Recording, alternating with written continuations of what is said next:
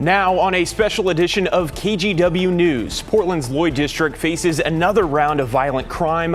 One man is dead after an early morning shooting. Plus, traffic fatalities in Portland are halfway to last year's record total. A family who recently lost a loved one opens up about their grief. And later, celebrating Asian American culture in Oregon. We head to Beaverton for the legendary Makers Market. And thank you for joining us for this special edition of KGW News at 6:30. I'm John Adams. Our top story tonight, a man is dead after a shooting in the Lloyd District neighborhood this morning. Portland police say the suspect or suspects have not yet been caught. Our Daisy Caballero joins us from the newsroom tonight after speaking with several people where the shooting happened. And Daisy, it sounds like at least some of those individuals are also worried about their own safety. Yeah, that's unfortunately true, John, and several people didn't want to go on camera because of fear of retaliation, but shared they're not surprised, adding the Lloyd District neighborhood has gone through massive growing pains these last few years. There's just a lot of crap that happens around here. Gunshots were heard in the Lloyd District around 6 Sunday morning, claiming the life of a man left dead on the sidewalk. Insane, crazy. That's how David Matthews is describing what happened, sharing the moments he believes led up to the shooting. I came out of my room, I heard a lady yelling, and she ran across the park lot saying call the police. And a man came out the bottom stairs room, hotel room, and he was carrying like a golf club. He ran back inside to be with his 2 young boys. Then 10 minutes later, the parking lot was filled with cop cars. And it does attract your attention, but I do got little kids, and I know that was a bad situation, and I wouldn't want a stray bullet to fly towards their way. Portland police say officers responded to reports of gunshots near Northeast 6th Avenue and Northeast Holiday Street. The same location, people living nearby say they heard at least 7 shots fired. But they're not surprised. I don't know, this area is really weird. Like, I used to be like you couldn't find a parking spot around here, and now it's like a ghost town. Diana here says she lives on the streets and has noticed this specific area has gotten more dangerous throughout the years. And while she didn't see the shooting play out, others in her community did. They didn't cover the guy up for a while, so some people were able to identify him on their own, PPB says no immediate arrests were made and the suspect or suspects left the scene before officers arrived. I don't understand. It's just uncomfortable, but yeah. And anyone with information about this shooting is asked to call Portland police. The reference number is on your screen, and of course you can tell them that when you give them a call. It's 2418-8386. John, back to you. All right, Daisy, thank you. Hopefully they can catch whoever is responsible. Well, fire officials are investigating what caused a fire inside a Vancouver apartment building. Around 2:30 this morning, Vancouver Fire was dispatched to the Greenwood Manor Apartments on East 18th Street. When they arrived, they discovered a fire on the second floor of a 2-story apartment building. The fire quickly spread to the attic space in 2 other units. It took crews 20 minutes to get the fire under control. No one was hurt, but 5 families are displaced. The Red Cross is helping out with housing. In our More Than a Number series, we aim to give a face and a voice to victims and families in our community impacted by tragedy. Today, our Sydney Dorner speaks with a Portland mother who recently lost her daughter in a car crash in the Cully neighborhood. Her name was Marquita R. Martin, and she was 38 when she was hit and killed by the impact of a car just 2 weeks ago.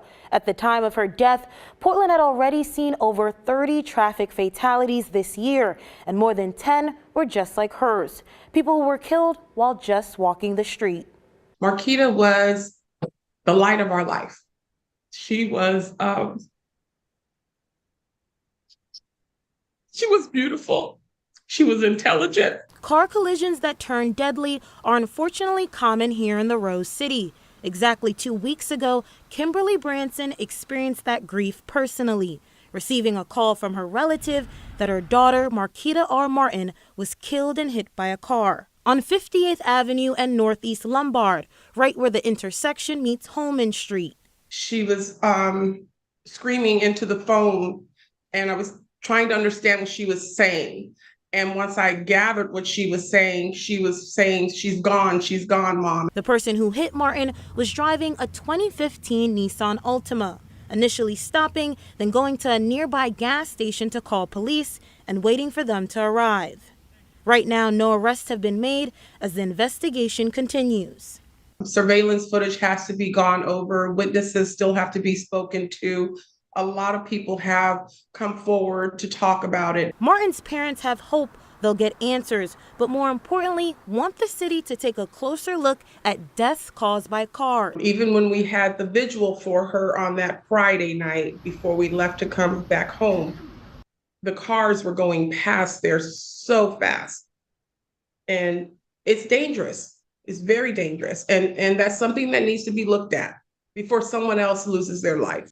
They took our heart, they took our soul, and no matter what, won't bring her back. No. But I want justice for my daughter. Marquita leaves behind a 15-year-old son named Jamari. Her parents have set up a GoFundMe, which will be linked on our website, kgw.com. All donations will go towards her memorial service, and what is left over will be put into an account for her son. Back to you. All right, Sydney, thank you. A man was cited to appear in court on suspicion of driving under the influence after his car struck a police vehicle in Gresham this morning. Around 1 a.m., the driver of a Ford Mustang hit a marked police car on 167th Avenue in East Burnside. Fortunately, no one was in that police car when it happened, but the car was flashing emergency lights to block traffic for an unrelated traffic crash investigation in the area. 21-year-old Ulysses Gerardo Hernandez was cited to appear in court. Police say they chose to cite the driver rather than sending him to jail after he was transported to the hospital. We'll expect to see more law enforcement across the Portland Metro through this weekend. PPB has partnered with Oregon State Police and other agencies to conduct a DUII mission through later tonight. They say it's because of all the events going on in the Rose City. Definitely some busy times, fairs, concerts, all sorts of travel. And so our job is to be out here and support the community. OSP tells us law enforcement across the bridge into Clark County are also taking part. 4 patients from Clackamas County are now suing Providence and Oregon Anesthesiology Group after they were potentially exposed to hepatitis and HIV. The class action lawsuit was filed in federal court on Friday. While it does not name the doctor in question or the 4 patients, it does say each underwent anesthesia during a surgery at Providence Willamette Falls Medical Center within the past 2 years. Those patients received a message from Providence in July saying, quote, infection control practices might not have been followed. The anesthesiologist that violated those practices was employed by Oregon Anesthesiology Group and has since been fired. Earlier this year, Providence said over 2,000 patients were potentially exposed and is urging anyone who was notified of the potential exposure to get a blood test. We're learning new details today about the pilot who died after their air tanker crashed in the Malheur National Forest in eastern Oregon. The Grant County Sheriff has confirmed 74-year-old James Bailey Maxwell was flying that single-engine air tanker on July 25th. Maxwell was working to put out a new fire near the Falls Fire that's burning in Harney and Grant counties. Officials say they lost contact with Maxwell Thursday night. Search teams found the tanker wreckage Friday morning. Maxwell was an experienced pilot with over 54 years in the cockpit. He is survived by family members in Idaho, Oregon, and Washington. Yesterday's weather helped firefighters increase containment on the Durkee fire. It's now 49% contained and it's burned over 288,000 acres. Fire officials say possible thunderstorms tomorrow and Tuesday are unlikely to bring much rain. However, lightning could threaten to spark new fires. A public meeting will be held in Baker City tomorrow evening starting at 6:30. I-84 remains closed from Pendleton to the Idaho border. And cooler conditions along the gorge are helping crews on the Whiskey Fire. The fire is burning 6 miles southeast of Cascade Locks in the Hatfield Wilderness. It's reached nearly 900 acres with no containment. A section of the Pacific Crest Trail is closed from Indian Springs Trail to the Bridge of the Gods in Cascade Locks. Hikers will need to detour along the Eagle Creek Trail. We'll stay with KGW for complete coverage of wildfire season. And a reminder, you can text the word wildfire to 503-226-5088, and we'll text you back a link to our wildfire page. It has a running list of all the major fires in Oregon and Washington, along with links to the latest closures and evacuation alerts. Well, here's a live look from our Timberline Lodge Skycam looking out at Mount Hood, and what a beautiful evening it is. But you can see some smoke and haze billowing over the central eastern sides of the state from wildfires.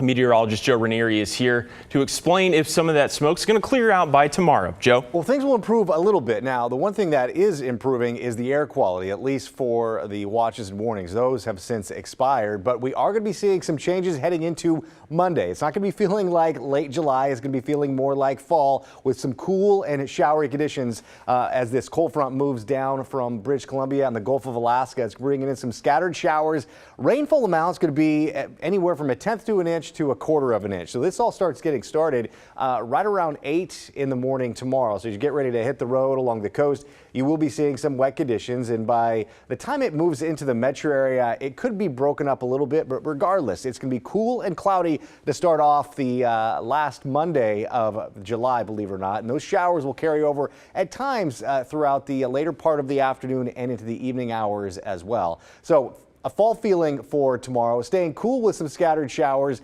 A heat wave arrives by the later part of this week, and we could be looking at temperatures anywhere from 90 or above starting Thursday. And that stretch, John, lasts at least 6 to potentially 7 days. I'll talk more about that in just a few minutes. All right, Joe, we'll see you later in the show. Well, this weekend, a yearly market returned to Beaverton, bigger and better than ever. Since Friday, the Patricia Research Center for the Arts was the site of the legendary Makers Market. Between 150 and 200 vendors made up this weekend-long night market, offering anything from food to artwork to apparel, with a focus on celebrating Asian American culture.